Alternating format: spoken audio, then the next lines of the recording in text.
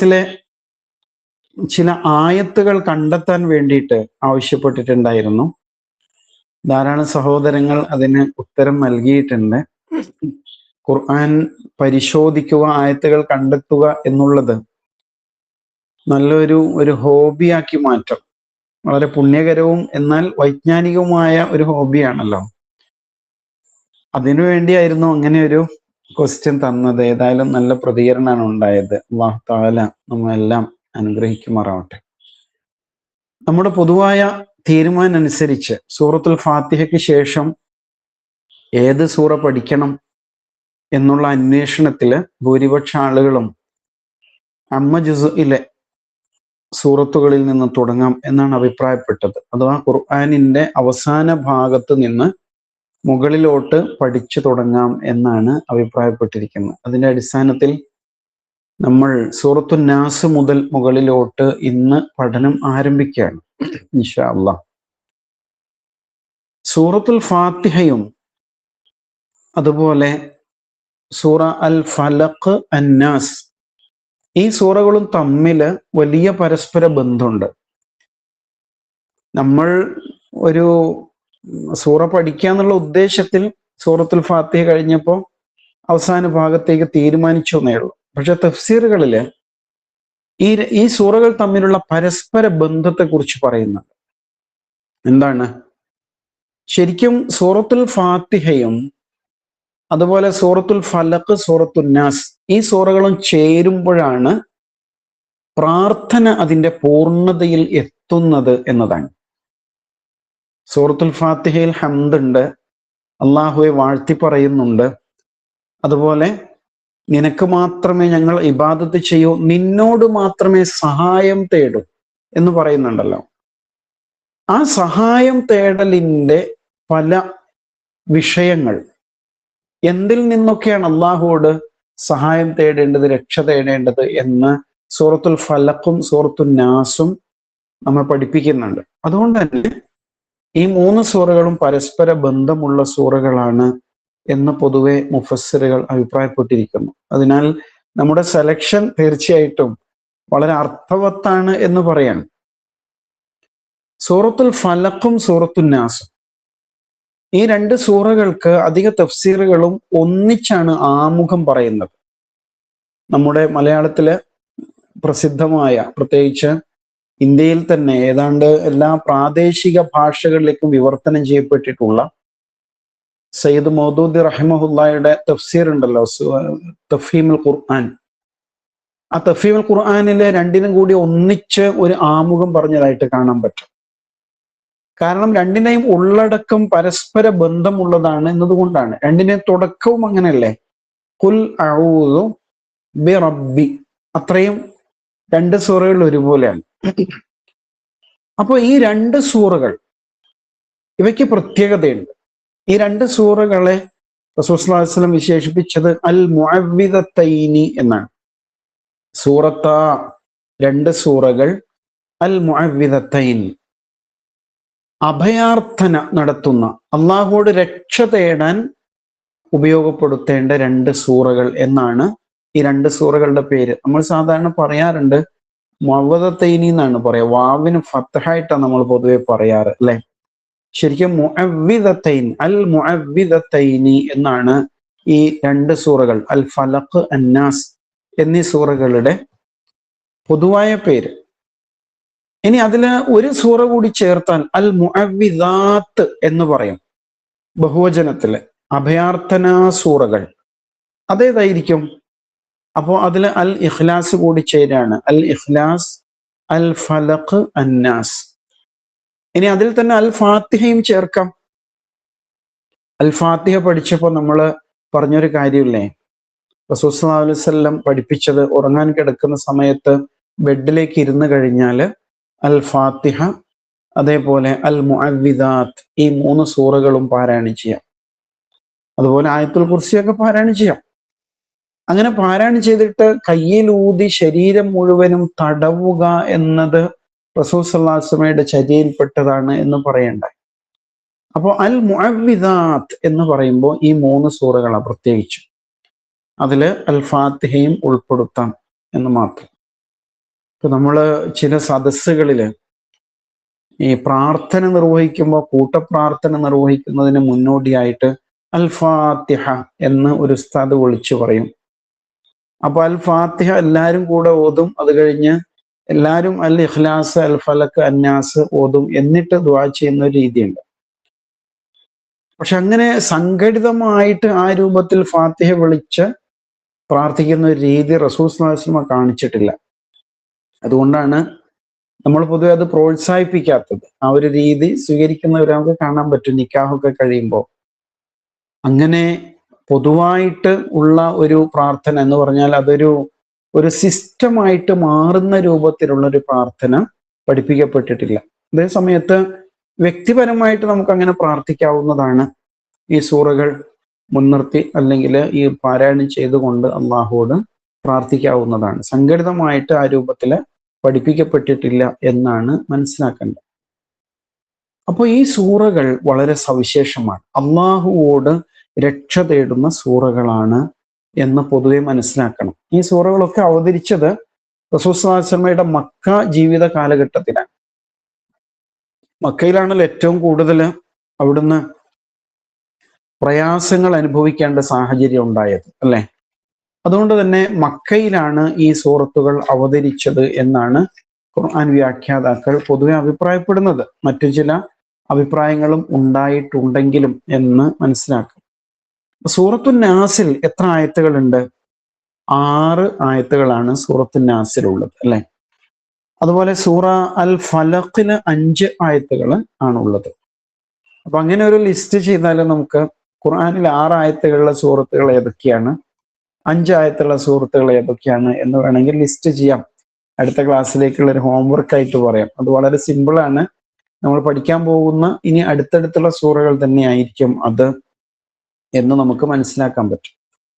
അപ്പൊ ഈ 2 സൂറകളും മക്കി കാലഘട്ടത്തിൽ നബി സല്ലല്ലാഹു അലൈഹി വസല്ലമയുടെ പ്രബോധനത്തിന്റെ മക്ക ജീവിത കാലഘട്ടത്തിലാണ് അവതരിക്കുന്നത് എന്നത് ഇവയുടെ പ്രത്യേകതയാണ് എന്ന് മനസ്സിലാക്കാം. ഇനി സൂറത്തുൻ നാസിലേക്ക് നമ്മൾ വരികയാണ്. സൂറത്തുൻ നാസ്, ഈ സൂറയിലെ വിഷയം എന്താണ്? ഇതിലെ മുഖ്യമായ വിഷയം പിശാചിൽ നിന്ന് രക്ഷ തേടുക എന്നുള്ളതാണ്. അത് നമ്മൾ എവിടെ നേരത്തെ പഠിച്ചത്? സൂറത്തുൽ ഫാത്തിഹയില് ആദ്യം പഠിച്ചില്ലേ? അൽ ഫാത്തിഹയുടെ ഭാഗമല്ലെങ്കിലും അഊദു ബില്ലാഹി മിനശ് ശൈത്താനിർ റജീം, അവിടെ നിന്നല്ലേ നമ്മൾ തുടങ്ങിയത്. അപ്പൊ അവിടെ പിശാചിൽ നിന്ന് രക്ഷ തേടുക എന്ന വിഷയം കൃത്യമായിട്ട് ഒരു പ്രാർത്ഥനയായിട്ട് തന്നെ നമ്മൾ പഠിച്ചിട്ടുണ്ട്. അപ്പൊ ഖുർആനിന്റെ അകത്ത് അഊദു വരുന്ന ഒരു സന്ദർഭം ഇവിടെയാണ്. അഊദു എന്ന വാക്ക് ഇവിടെ വരുന്നുണ്ട് വ്യക്തമായിട്ട്, അല്ലെ? എന്ന് മനസ്സിലാക്കാം. പിന്നെ സൂറ അൻ നാസിലേക്ക് നമ്മൾ പ്രവേശിക്കുമ്പോൾ എന്താണ് സൂറത്തുൽ നാസിന്റെ മൊത്തം ഉള്ളടക്കം എന്ന് ചോദിച്ചാൽ എന്താ ഉത്തരം? പിശാചിൽ നിന്ന് രക്ഷ തേടുക എന്നതാണ് അതിന്റെ ഉത്തരം, അല്ലെ? പിശാചിൽ നിന്ന് രക്ഷ തേടുക വിശുദ്ധ ഖുർആനില് അതൊരു മുഖ്യ വിഷയമാണ് എന്ന് നമുക്കറിയാം. അതാണ് സൂറത്തുൻ നാസിന്റെ മുഖ്യ വിഷയമായിട്ട് അല്ലാഹു സുബ്ഹാനഹു വ തആല അവതരിപ്പിക്കുന്നത് എന്ന് കാണാം. സൂറത്തുൻ നാസിൽ ആകെ 6 ആയത്തുകളാണ് ഉള്ളത്. പിന്നെ ഇതിലുള്ള ഒരു പ്രത്യേകത എന്താണ്? അള്ളാഹുവിന്റെ 3 നാമങ്ങൾ ഈ സൂറയിൽ വരുന്നുണ്ട്. ഏതൊക്കെയാ? റബ്ബ്, മലിക്, ഇലാഹ്, അല്ലെ? അത് ഓർത്തു വെക്കണം. അള്ളാഹുവിന്റെ 3 നാമങ്ങൾ റബ്ബ്, മലിക്, ഇലാഹ് എന്നിങ്ങനെ 3 നാമങ്ങൾ ഈ സൂറയിൽ വരുന്നുണ്ട് എന്ന് കാണാം. ഈ സൂറയിലെ ഒരു പ്രത്യേകത, ഈ സൂറയിലെ എല്ലാ ആയത്തും സീൻ എന്ന അക്ഷരത്തിൽ അവസാനിക്കുന്നു. ഇങ്ങനെ കൊച്ചു കൊച്ചു കാര്യങ്ങളൊക്കെ കണ്ടെത്താൻ ശ്രമിക്കുക. നമ്മളൊരാളെ പരിചയപ്പെടുമ്പോൾ അയാൾ ഇഷ്ടപ്പെട്ട് കഴിഞ്ഞാല് ഓരോ കാര്യങ്ങളും നോക്കൂലേ? അയാൾ എന്ത് ഡ്രസ്സായിട്ടിരിക്കുന്നത്, അയാളുടെ ചെരുപ്പ് എങ്ങനെയുള്ളതാണ്, അല്ലെ? അയാൾ സംസാരിക്കുന്ന ടോൺ എങ്ങനെയാണ്, ചിരിക്കുന്നത് എങ്ങനെയാണ്, ഇങ്ങനെ ഓരോ കാര്യങ്ങൾ അന്വേഷിക്കും. എന്ന പോലെ ഖുർആനിലെ സൂറത്തുകൾ കൗതുകത്തോടെ നമ്മൾ പഠിക്കണം എന്നുള്ളതാണ്. അപ്പോൾ ഈ സൂറയിലെ എല്ലാ ആയത്തുകളും സീൻ എന്ന അക്ഷരത്തിൽ അവസാനിക്കുന്നു. അത് ഈ സൂറയുടെ ഒരു പ്രത്യേകതയാണ്. ഇനി വേറെ ഏതെങ്കിലും സൂറ ഇങ്ങനെ സീനിൽ അവസാനിക്കുന്ന ആയത്തുകൾ ഉണ്ടോ എന്ന് നമുക്ക് പരിശോധിക്കാവുന്നതാണ്. അത് ഒരു വിഷയമാണ്. അതേപോലെ തന്നെ ഈ സൂറയില് ഷദ്ദുള്ള നൂന് എത്ര വരുന്നുണ്ട് എന്ന് നോക്കണം. ഈ സൂറയിൽ മാത്രം നോക്കിയാൽ മതി. ഷദ്ദുള്ള നൂനിന് ഷദ്ദ് കൊടുത്തുകൊണ്ട് മണിക്കേണ്ട രൂപത്തിലുള്ള എത്ര നൂൻ ഈ സൂറയിൽ വരുന്നുണ്ട് എന്നത് പരിശോധിക്കേണ്ട ഒരു വിഷയമാണ്. ഇൻഷാ അല്ലാഹ് സൂറത്തുൻ നാസ് ജസ്റ്റ് ഒന്ന് പാരായണം ചെയ്തിട്ട് നമുക്ക് വിശദീകരണങ്ങളിലേക്ക് പോകാം. നിങ്ങളുടെ കയ്യിൽ ഖുർആൻ ഉണ്ടാവുമെന്ന് പ്രതീക്ഷിക്കുന്നു. വീട്ടിലായതുകൊണ്ട് ഖുർആൻ ഉണ്ടാവുമല്ലോ. അപ്പൊ ആ ഖുർആൻ ഒന്ന് കയ്യിലേക്ക് എടുത്താൽ കുറച്ചുകൂടി നമുക്കൊരു ഏകാഗ്രത കിട്ടും. ഖുർആൻ പഠിക്കുന്ന ഒരു ഫീൽ ഉണ്ടാവും. അല്ലെങ്കിൽ ഒരു വീഡിയോ കാണുന്ന ഒരു ഫീലിംഗ് മാത്രമേ കിട്ടുള്ളൂ. ഇൻഷാ അല്ലാഹ്. أعوذ بالله من الشيطان الرجيم. بسم الله الرحمن الرحيم. قل أعوذ برب الناس ملك الناس إله الناس من شر الوسواس الخناس الذي يوسوس في صدور الناس من الجنة والناس. നമ്മള് കുട്ടിക്കാലം മുതൽ ഓതി ശീലിച്ചിട്ടുള്ള സൂറയാണ്. അതുകൊണ്ട് പ്രത്യേകിച്ചൊന്നും പറയേണ്ടതില്ല. എന്നാലും ചില കാര്യങ്ങൾ പാരായണവുമായി ബന്ധപ്പെട്ട് ശ്രദ്ധിക്കേണ്ട ചില കാര്യങ്ങൾ എന്താണ്? ഇതില് കൂടുതൽ ആവർത്തിച്ചു വരുന്ന ഷദ്ദുള്ള നൂന് അത് മണിക്കണം. നന്നായിട്ട് മണിച്ച്, നീട്ടലല്ല.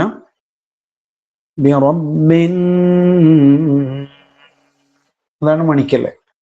പിന്നെ റബ്ബിൻ നാസ് അതാണ് നീട്ടല് അല്ലെ. അത് രണ്ടും ഇതിൽ സംഭവിക്കണം. നാസ് എന്നത് ഈ ആയത്തുകൾ അവസാനിക്കുന്നിടത്ത് വരുന്ന വാക്കായതുകൊണ്ട് അത് കുറച്ച് നീട്ടിയിട്ടാണ് അവസാനിപ്പിക്കേണ്ടത്. പിന്നെ ഒന്നാമത് ശ്രദ്ധിക്കേണ്ടത് എന്താണെന്നറിയാം? ഖുൽ അഊദു എന്നാണ് നമ്മൾ പറയാ അല്ലെ. ഖുൽ അഊദു അങ്ങനെയാണോ?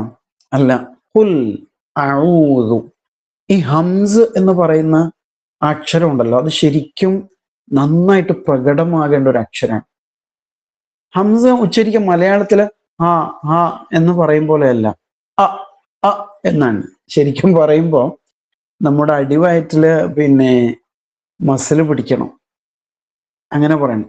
അ മുറിച്ച് അങ്ങനെ ഒന്ന് പറഞ്ഞു നോക്കാം. ഇപ്പൊ ശരിക്കും അടിവയറ്റില് ഇങ്ങനൊരു ബലം പിടുത്തം വരുന്നില്ലേ? അ അ അങ്ങനെയാണ്. ഖുൽ അഊദു അങ്ങനെയാണ് ശരിക്കും അതിന്റെ ഉച്ചാരണം. ഇപ്പൊ മുറിയണം. ഖുൽ അഊദു അങ്ങനെ മുറിച്ചു പാരായണം ചെയ്യാൻ ശ്രദ്ധിക്കണം എന്നതാണ്. പിന്നെ എന്താണ് ശ്രദ്ധിക്കാനുള്ളത്?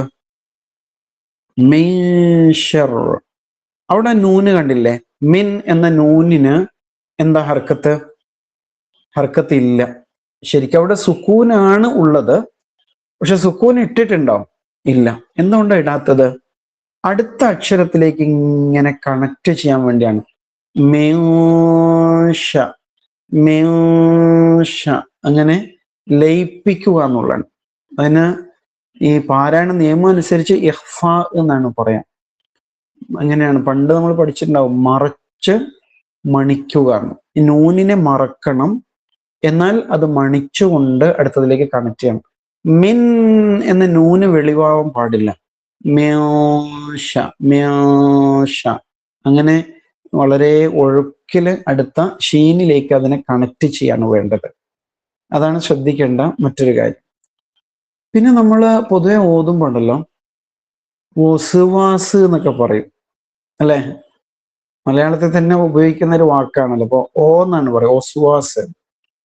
ശരിക്കും വാവാണ്. മാത്രമല്ല വസ് വാസ് അങ്ങനെ കുറച്ച് ചടുലമായിട്ട് ഉച്ചരിക്കണം. വസ്വാസ് എന്ന് പറയരുത്.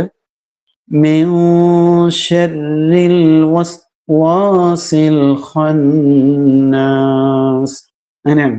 വസ് വാസിൽ അങ്ങനെ ആയിരിക്കണം. മിൻ ശർരി എന്ന് പറയുമ്പോൾ ഒരു നിയമമുണ്ട്. എന്താണ്? റായിന് കസ്റ് വരുമ്പോൾ അതിനെ കുറച്ച് സോഫ്റ്റ് ആയിട്ട് ലൈറ്റ് ആയിട്ട് ഉച്ചരിക്കണം. അറബിയിൽ അതിന് തർക്കീഖ് എന്ന് പറയും. റി എന്ന ശബ്ദം അറബിയിലില്ല. മലയാളത്തിൽ നമ്മൾ അങ്ങനെ ഉപയോഗിക്കാറുണ്ട് അല്ലെ? റി. അറബിയില് രി എന്നേ പറയുള്ളൂ. റായിനെ ലഘുവായിട്ട് രി എന്ന രൂപത്തിലാണ് പറയാം. മലയാളത്തിൽ അത് വേറെ തന്നെ അക്ഷരാണ്. റായും ഉണ്ട്, രായും ഉണ്ടല്ലോ മലയാളത്തില് അല്ലെ? അപ്പോ ഒന്ന് റി ആണ്, മറ്റേത് രി ആണ്. അറബി ഭാഷയിൽ റാ മാത്രമേ ഉള്ളൂ. അത് രാ ആയിട്ട് ഉച്ചരിക്കുക റായിന് കസ്റ് വരുമ്പോഴാണ്. ഇവിടെ ശരി അല്ലെ? അവിടെ എന്ത് ചെയ്യണം? നമ്മള് കനം കുറച്ച് ഉച്ചരിക്കണം എന്നാണ്. അതേസമയം റ എന്ന് പറയുമ്പോൾ റബ്ബ്, റ അവിടെ കനത്തിലാണ് പറയാ. റായിന് കസ്റ് വരികയാണെങ്കിൽ മാത്രമാണ് ഇങ്ങനെ ചെയ്യേണ്ടത്. പിന്നെ വേറെയും ചില സന്ദർഭങ്ങളുണ്ട്. ഏതായാലും ഇവിടെ അതാണ്. റായിന് കസ്റ് വന്നത് എത്ര സ്ഥലങ്ങളിലാണ് ഇവിടെ? ഒന്ന് ശരി എന്ന റായിന്, പിന്നെ ഇവിടെ ഉള്ളത് ഫി സുദൂരിന്നാസ് അല്ലെ? സുദൂറി എന്ന് പറയില്ല, സുദൂരിന്നാസ് എന്നാണ്. ആ രണ്ട് സ്ഥലങ്ങളിലാണ് റായിന് കസ്റ് വരുന്നത്.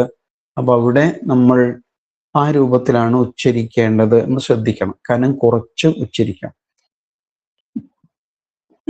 അപ്പൊ അങ്ങനെയൊക്കെ ഓതുമ്പോൾ പാരായണം വളരെ ഭംഗിയായിട്ട് മാറും എന്ന് മനസ്സിലാക്കാം ഇൻഷാ അല്ലാഹ്. ഇപ്പൊ സൂറത്തു നാസ് ശരിക്കും സൂറത്തു നൂനാണെന്ന് പറയും. നൂന് ധാരാളമായിട്ട് വരുന്നത് എന്ന് പറഞ്ഞാൽ ശബ്ദുള്ള നൂന് അല്ലെ? അപ്പൊ അത് എത്ര എണ്ണം ഉണ്ട് എന്നത് നിങ്ങൾ നോട്ട് ചെയ്യും ഇൻഷാ അല്ലാഹ്. ഇനി നമുക്ക് സൂറത്തിലേക്ക് പ്രവേശിക്കാം. ഖുൽ അഊദു ബിറബ്ബിൻ നാസ്. അർത്ഥം സ്ക്രീനിൽ കാണുന്നുണ്ടല്ലോ. ഖുൽ പറയുക, അഊദു ഞാൻ ശരണം തേടുന്നു, അല്ലെങ്കിൽ രക്ഷ തേടുന്നു, അല്ലെങ്കിൽ അഭയം തേടുന്നു, ബി ഓട്, റബ്ബ് രക്ഷിതാവ്, അന്നാസ് മനുഷ്യർ. ഒന്നിച്ചു പറയുമ്പോൾ എങ്ങനെയായിരിക്കും? പറയുക, താഴെ എഴുതിയിട്ടുണ്ട് മനുഷ്യരുടെ രക്ഷിതാവിനോട് ഞാൻ ശരണം തേടുന്നു എന്നാണ്.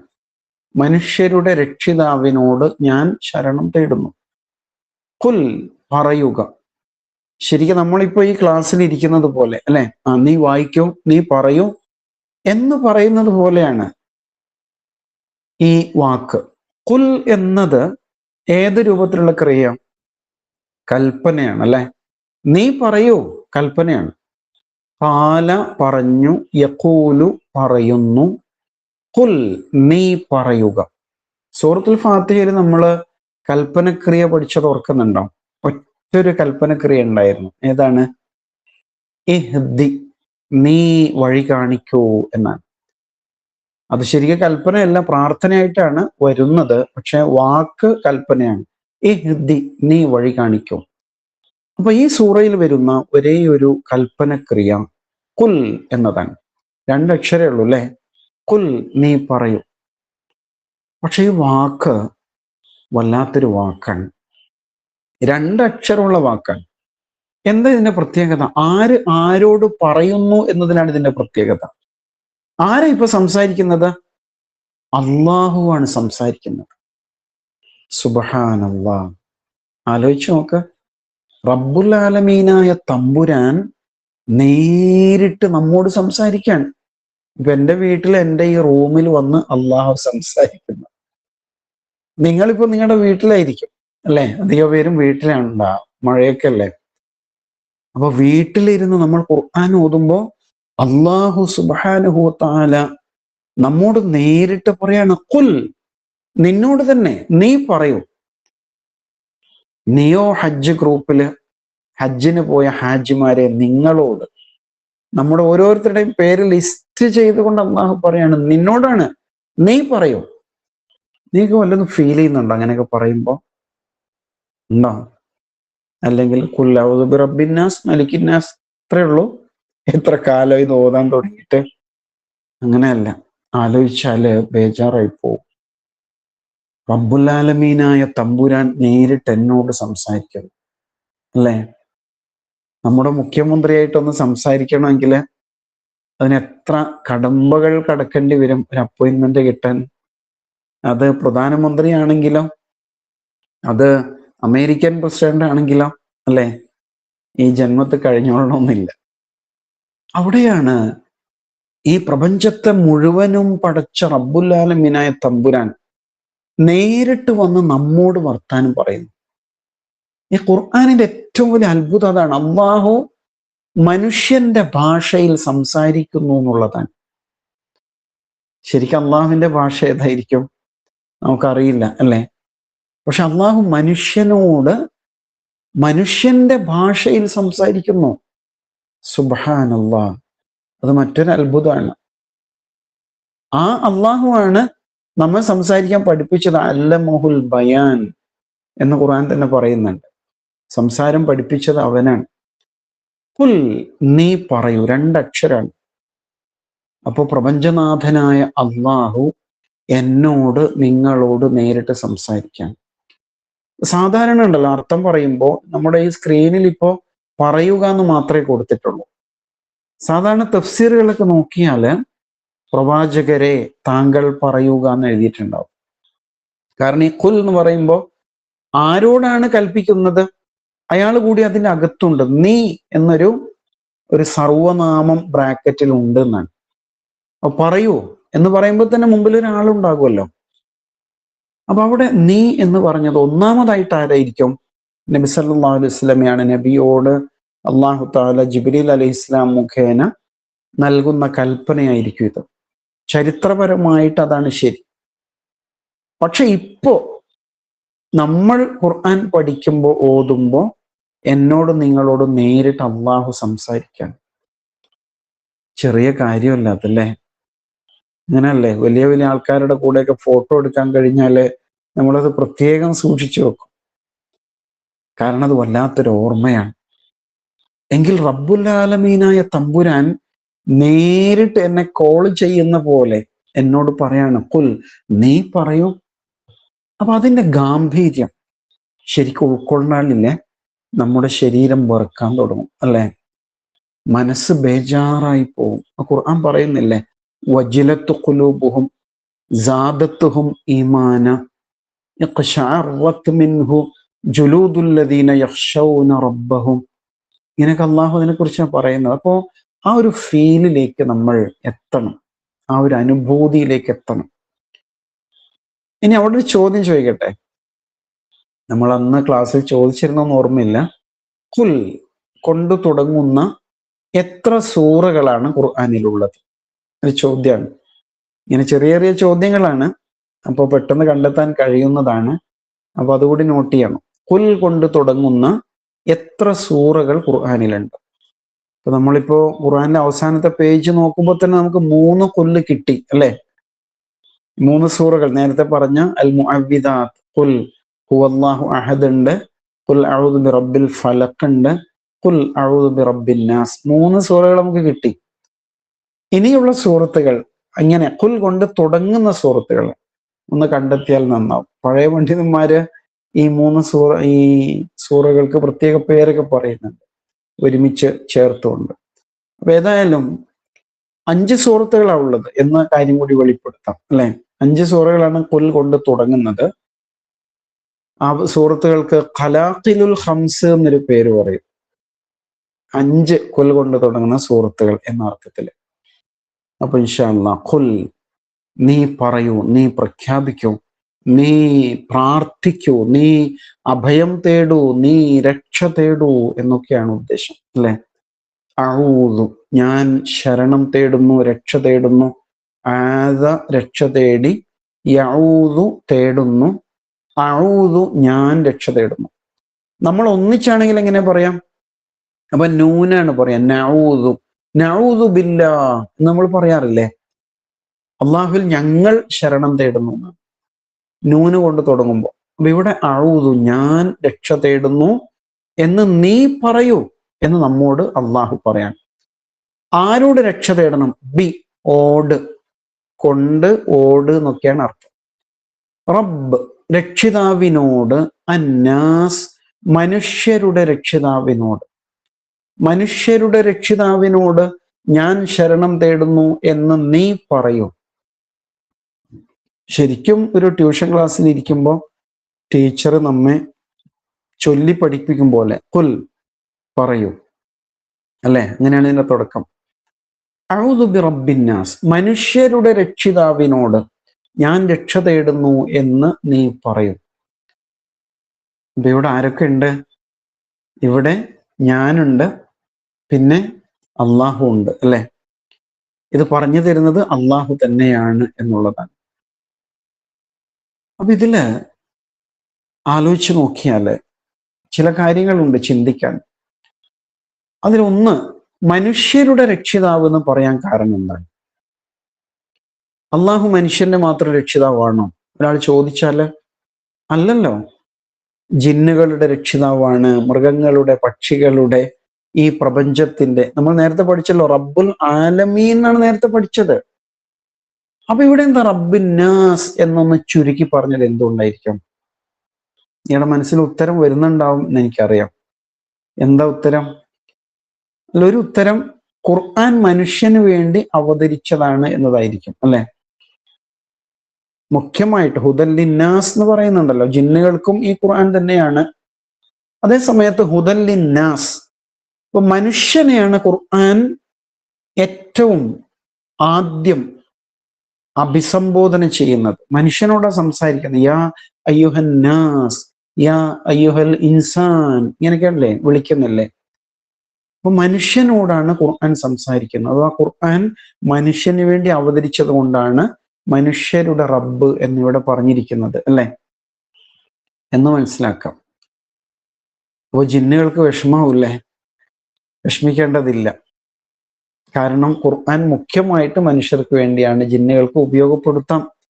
ഖുർആനിലെ രണ്ടു കൂട്ടരെ ഒന്നിച്ച് വിളിച്ചില്ലേ, യാ മഅ്ശറൽ ജിന്നി വൽ ഇൻസ് എന്ന സൂറത്തു റഹ്മാനിൽ വിളിക്കുന്നുണ്ട്.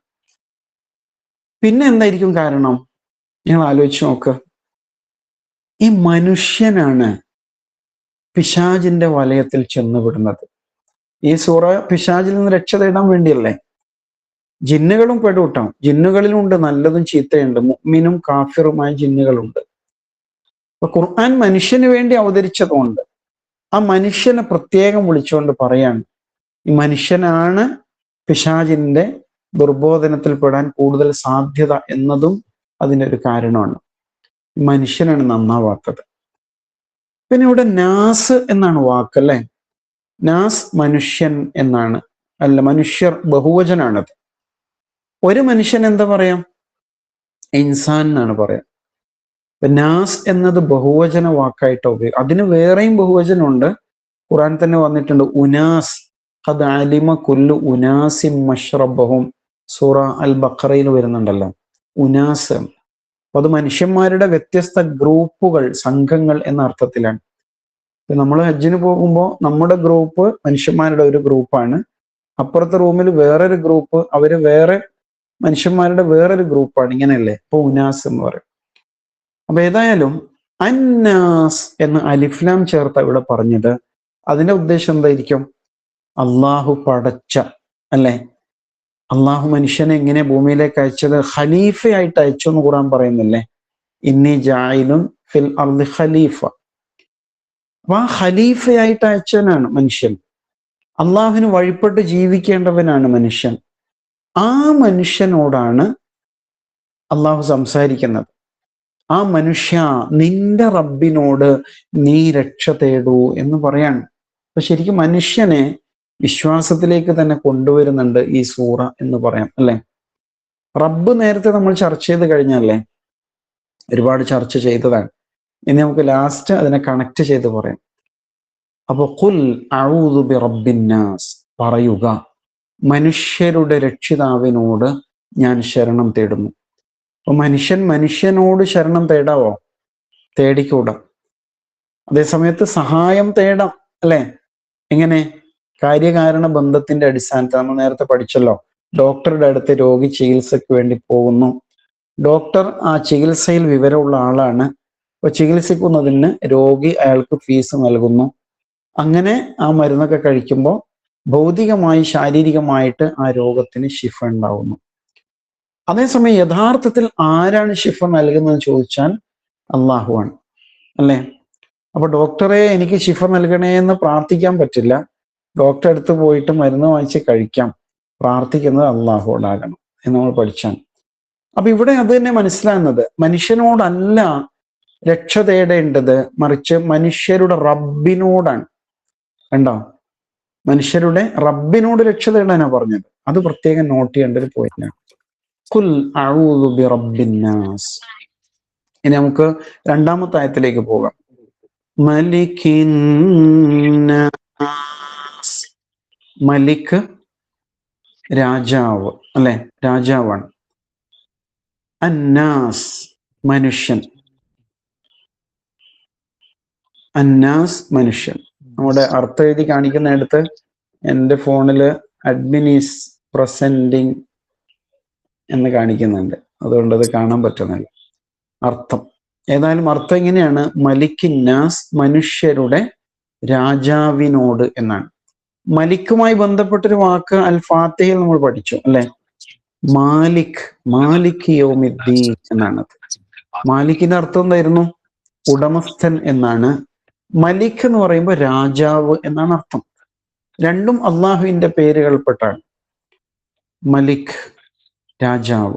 രാജാവ് എന്ന് പറഞ്ഞാൽ നമ്മൾ കണ്ടുകൊണ്ടിരിക്കുന്ന സാധാ രാജാവല്ല.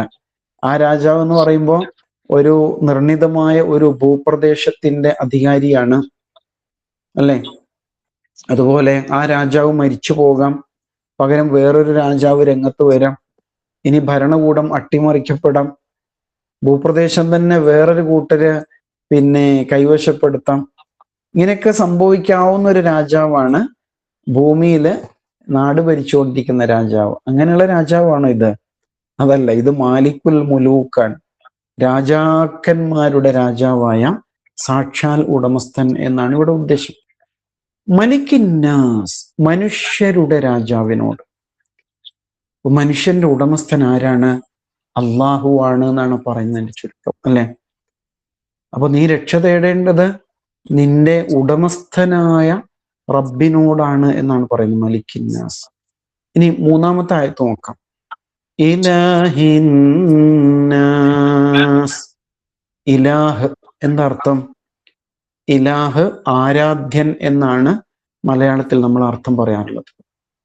ഇലാഹിന്നാസ് മനുഷ്യരുടെ ആരാധ്യനോട് എന്നാണ്. മനുഷ്യരുടെ ആരാധ്യനോട്. അലിഹ എന്നാണ് അതിന്റെ ശരിയായ വാക്ക്. അലിഹ എന്ന് പറഞ്ഞാലും ശരിക്കും ഒരാളെ അല്ലെങ്കിൽ ഒരു ശക്തിയെ നമ്മൾ എല്ലാ നിലക്കും അഭയകേന്ദ്രമായി, രക്ഷാകേന്ദ്രമായി, പ്രതീക്ഷയുടെ കേന്ദ്രമായി അങ്ങനെ കാണുമ്പോൾ ആ ശക്തിയുടെ മുമ്പിൽ നമ്മൾ സകലവും സമർപ്പിക്കാൻ, അങ്ങനെ സമർപ്പിക്കാൻ ഏറ്റവും അർഹതയുള്ള ശക്തി ഏതാണോ അതാണ് ഇലാഹ്. ഇലാഹിനെ കുറിച്ച് നമ്മൾ നേരത്തെ പറഞ്ഞിരുന്നു. ഈ അള്ളാഹു എന്നുള്ള വാക്കില്ലേ, ആ വാക്കുണ്ടായത് എങ്ങനെയാണ്? അൽ, അലിഫും ലാമും, അൽ പ്ലസ് ഇലാഹ്. അപ്പോ അൽ ഇലാഹ്, ദി ഗോഡ്. അൽ ഇലാഹ് എന്നുള്ള വാക്ക് പറഞ്ഞ് തേഞ്ഞു പോയിട്ട് അല്ലിലാഹ്, അല്ലിലാഹ്, അല്ലാഹ് എന്നായിട്ട് മാറി എന്നാണ് പറയാം. അല്ലാഹ് എന്നായിട്ട് അത് മാറി എന്ന് പറയും, അല്ലെ. അതവിടെ സംഭവിച്ചു. അപ്പോ ഇവിടെ 3 നാമങ്ങൾ, അള്ളാഹുവിന്റെ 3 നാമങ്ങൾ പറഞ്ഞു. ആ 3 നാമങ്ങൾ വെച്ചുകൊണ്ട് മനുഷ്യനുമായിട്ട് അതിനെ കണക്ട് ചെയ്തു. എന്നിട്ട് അള്ളാഹു പറയാണ്, ആ അള്ളാഹുവോട്, ആ റബ്ബിനോട് നിങ്ങൾ രക്ഷ തേടുക. ഖുൽ അഊദു ബിറബ്ബിന്നാസ്. മനുഷ്യരുടെ റബ്ബിനോട് നീ രക്ഷ തേടുന്നു, ഞാൻ രക്ഷ തേടുന്നു എന്ന് നീ പറയുക. മനുഷ്യരുടെ റബ്ബിനോട് ഞാൻ രക്ഷ തേടുന്നു എന്ന് നീ പറയുക. പിന്നെ പറയാണ്, മനുഷ്യരുടെ രാജാവിനോട്, മനുഷ്യരുടെ ആരാധ്യനോട്, അല്ലെ. ഇങ്ങനെയാണ് പറയുന്നത്. അപ്പൊ ഇവിടെ ഒരു ചോദ്യമുണ്ട്. എന്താണ്? ഇവിടെ അള്ളാഹുവിന്റെ 3 പേര് പറഞ്ഞില്ലേ, റബ്ബ്, മലിക്, ഇലാഹ്, അല്ലെ. ഇങ്ങനെ 3 പേരുകൾ പറഞ്ഞതിന്റെ ഉദ്ദേശം എന്താണ്? ഈ 3 പേരുകൾ സ്വീകരിച്ച ഒരു ക്രമവുമുണ്ട്. ആദ്യം റബ്ബ് പറഞ്ഞു, പിന്നെ മലിക് പറഞ്ഞു, പിന്നെ ഇലാഹ് പറഞ്ഞു. ഒരു പ്രത്യേക ക്രമത്തിലാണ്. ആദ്യം ഇലാഹ് അല്ല പറഞ്ഞത്, ആദ്യം മലിക് അല്ല പറഞ്ഞത്, ആദ്യം റബ്ബാണ് പറഞ്ഞത്. സൂറത്തുൽ ഫാത്തിഹയിൽ അങ്ങനെയല്ലേ, അൽഹംദുലില്ലാഹി റബ്ബ് എന്നാ പറഞ്ഞത്, അല്ലെ. ഖുർആനിലെ ആദ്യത്തെ ആയത്ത് ഇഖ്റ ബിസ്മി റബ്ബിക എന്നാണ് തുടങ്ങിയത്. സൂറത്തുൽ ബഖറയിൽ ആദ്യമായിട്ട് അള്ളാഹു മനുഷ്യനെ വിളിച്ചിട്ട് പറഞ്ഞത് ഉഅ്ബുദു റബ്ബക്കും, 21-ാമത്തെ ആയത്ത്. അപ്പൊ എന്തുകൊണ്ടാണ് ആദ്യം റബ്ബ് കൊണ്ട് തുടങ്ങിയത്? നമ്മൾ നേരത്തെ ഫാത്തിഹ പഠിച്ചപ്പോൾ അതിനെക്കുറിച്ച് പറഞ്ഞിരുന്നു. ഏതായാലും നമുക്ക് ഇന്നത്തെ ക്ലാസ് ഒരു സസ്പെൻസിൽ നിർത്താം. എന്താണ്, ഈ ഒരു ചോദ്യം കൂടി എഴുതി വെക്കാം, കഴിയുന്നവർ കണ്ടെത്തിയാൽ മതി, പ്രയാസപ്പെടേണ്ടതില്ല. നമ്മൾ പഠിക്കുന്നതിനൊരു കൃത്യത ഉണ്ടാകണം എന്ന ഉദ്ദേശത്തിലാണ് ഈ ചോദ്യങ്ങൾ എഴുതിക്കുന്നത്, അല്ലാതെ പിന്നെ പ്രയാസപ്പെടുത്താൻ വേണ്ടിയല്ല. ഉത്തരങ്ങൾ ലഭിച്ചില്ലെങ്കിലും കുഴപ്പമില്ല, പക്ഷെ നമ്മുടെ മനസ്സിലുണ്ടല്ലോ ഈ ആഴ്ചത്തെ ചോദ്യം എന്തായിരുന്നു, ഇങ്ങനെ ഒരു ചിന്ത മനസ്സിൽ ഉണ്ടാവാൻ വേണ്ടിയിട്ടാണ്. ഇപ്പൊ ക്ലാസ്സിനെ കുറിച്ച് ചെറിയൊരു ആലോചനയൊക്കെ ഉണ്ടാകുമല്ലോ, അല്ലെങ്കിൽ പിന്നെ വെറും ഒരു കേട്ടു പോകുന്ന ഒരു സംഗതിയായിട്ട് മാറും. ചോദ്യം എന്താണെന്നറിയോ? റബ്ബ്, മലിക്, ഇലാഹ്. റബ്ബ്, മലിക്, ഇലാഹ്. അള്ളാഹു ഈ സൂറയില് ഇങ്ങനെ ഒരു ക്രമം സ്വീകരിച്ചതിന്റെ ഉദ്ദേശം എന്താണ്? പക്ഷെ കടുപ്പമുള്ള ചോദ്യമായിട്ട് തോന്നും, സംഗതി അത്രയൊന്നും ഇല്ല. എന്തുകൊണ്ട് ഇങ്ങനെ ഒരു ക്രമം സ്വീകരിച്ചു? റബ്ബ്, മലിക്, ഇലാഹ്. അള്ളാഹു തആല വെറുതെ ഉണ്ടല്ലോ എല്ലാം വാരി വലിച്ച് ഒന്നിച്ചങ്ങ് പറയുന്ന രീതി സ്വീകരിക്കൂലല്ലോ. ഇതൊക്കെ തഫ്സീറുകളിൽ ഒരുപാട് വ്യാഖ്യാനങ്ങൾ വന്നൊരു വിഷയമാണ്. അതുകൊണ്ട് മാത്രമാണ് ഇങ്ങനെ നമ്മുടെ മനസ്സിലൊരു ചിന്ത ഉണ്ടാകാൻ വേണ്ടി, അടുത്ത ക്ലാസ് വരെ ഒരു ചിന്ത ഉണ്ടായിക്കോട്ടെ. എന്തുകൊണ്ടായിരിക്കും ആദ്യം റബ്ബ്, പിന്നെ മലിക്, പിന്നെ ഇലാഹ് വന്നത്? ഏതെങ്കിലും ഉസ്താദന്മാരോട് ചോദിക്കാം, അല്ലെങ്കിൽ തഫ്സീറുകൾ നോക്കാം. ചിലപ്പോൾ നമ്മുടെ വീട്ടിലുണ്ടാവും പഠിക്കുന്ന മക്കൾ, അവരോട് വേണമെങ്കിൽ അവരോടും ചോദിക്കാം. ഇങ്ങനെയായാലും അതിനെക്കുറിച്ചുള്ള ഒരു ഉത്തരം മനസ്സിൽ രൂപപ്പെടുത്താൻ വേണ്ടിയിട്ടാണ് ചോദിച്ചത്. എന്തുകൊണ്ട് ഈ സൂറയിൽ അള്ളാഹുവെ പരിചയപ്പെടുത്തുമ്പോൾ ആദ്യം റബ്ബ്, പിന്നെ മലിക്, പിന്നെ ഇലാഹ് എന്ന ഒരു ക്രമം അള്ളാഹു താല സ്വീകരിച്ചു എന്നാണ് ചോദ്യം. ഏതായാലും അൽഹംദുലില്ലാ, നാം സൂറ അന്നാസ് ആരംഭിച്ചു കഴിഞ്ഞു. പിന്നെ കുറച്ചുകൂടി വേഗത്തിൽ പോകണം എന്നുണ്ടെങ്കിൽ അങ്ങനെ ആകാം, പക്ഷെ നമ്മൾ നേരത്തെ അങ്ങനെ വേണ്ടതില്ല എന്ന് തീരുമാനിച്ചത് കൊണ്ടാണ്. ചെറിയൊരു ചർച്ചക്കൊക്കെ ഉള്ളൊരു ഇടം ഉണ്ടാകണമല്ലോ. അല്ലാഹു സുബ്ഹാനഹു വ തആല അവന്റെ കലാമിനെ യഥാവിധി പഠിക്കുവാൻ നമുക്ക് തൗഫീഖ് നൽകുമാറാവട്ടെ. പൈശാചികമായ എല്ലാ ഉപദ്രവങ്ങളിൽ നിന്നും പഠിച്ചു തമ്പുരാൻ നമ്മയും നമ്മുടെ കുടുംബത്തെയും സമൂഹത്തെയും എല്ലാം കാത്തുരക്ഷിക്കുമാറാവട്ടെ. മഴക്കെടുതി പലയിടങ്ങളിലും പ്രയാസങ്ങൾ സൃഷ്ടിക്കുന്നുണ്ട്. ചിലയിടങ്ങളിൽ ദുരിതാശ്വാസ ക്യാമ്പുകൾ ആരംഭിച്ചിരിക്കുന്നു. ഒരുപാട് സന്നദ്ധ സേവകർ അവർക്ക് വേണ്ടിയിട്ട് പലവിധ സേവനങ്ങൾ നൽകിക്കൊണ്ടിരിക്കുന്നുണ്ട്. നമ്മളാൽ കഴിയും വിധത്തിൽ അവരോട് സഹകരിക്കാം. അവർക്ക് ഭക്ഷണം കൊടുക്കാൻ വേണ്ടിയിട്ട്, ഈ ദുരിതാശ്വാസ ക്യാമ്പിലുള്ളവർക്ക് ഭക്ഷണം എത്തിക്കാൻ 500 രൂപ നൽകൂ എന്നൊക്കെ പറഞ്ഞുള്ള മെസ്സേജുകൾ ശ്രദ്ധിച്ചിട്ടുണ്ടാവും. അതിലേക്ക് GPay അയച്ചു കൊടുത്താലൊക്കെ നല്ലതാണ്. ഇൻഷാ അല്ലാഹ് സമ്പത്ത് കൊണ്ടും സമയം കൊണ്ടും ആരോഗ്യം കൊണ്ടും പ്രാർത്ഥന കൊണ്ടും എല്ലാം നമ്മുടെ സഹോദരങ്ങളോട് കൂടെ നിൽക്കുക. പഠിച്ച തമ്പുരാൻ എല്ലാ പ്രയാസങ്ങളിൽ നിന്നും നമുക്ക് എളുപ്പവും ആശ്വാസവും നൽകി അനുഗ്രഹിക്കുമാറാവട്ടെ. റബ്ബന തഖബ്ബൽ മിന്ന ഇന്നക അൻതസ് സമീഉൽ അലീം വതുബ് അലൈനാ ഇന്നക അൻതത് തവ്വാബുർ റഹീം വസല്ലല്ലാഹു അലാ മുഹമ്മദിൻ വഅലാ ആലിഹി വസഹ്ബിഹി അജ്മഈൻ വൽഹംദുലില്ലാഹി റബ്ബിൽ ആലമീൻ.